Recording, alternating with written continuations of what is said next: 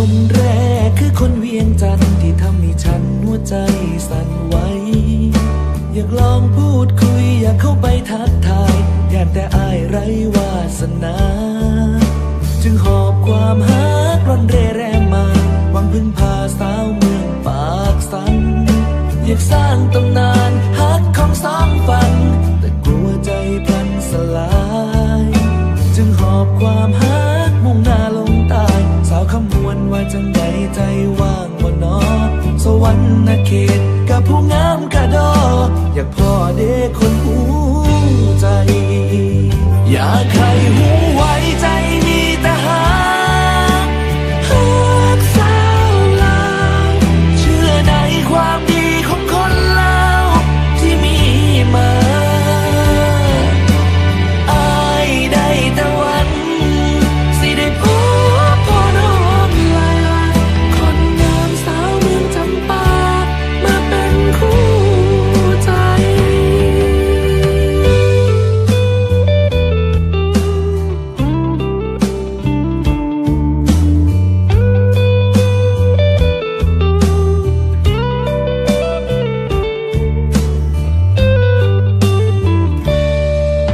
พอมีบ้างไหมสาวใดที่โอเคสาวเมืองปากเซเมืองเซกองไออยากสิลองหักกับน้องสาวเมืองเซกองคนงาม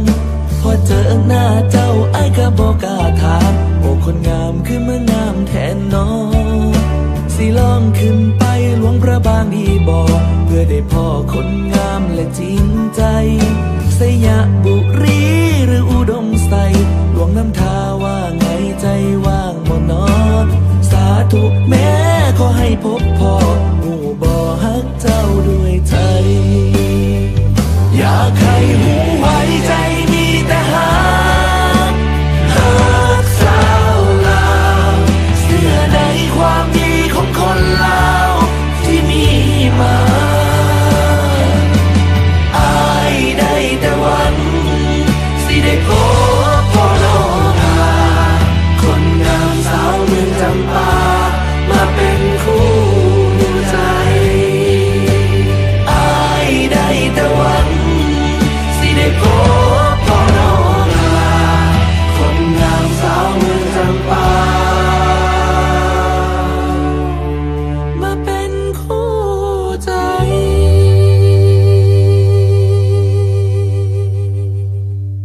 อยากให้หูไว้ใจมีแต่ฮั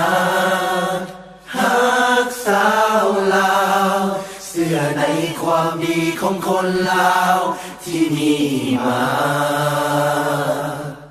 อายได้แต่หวัง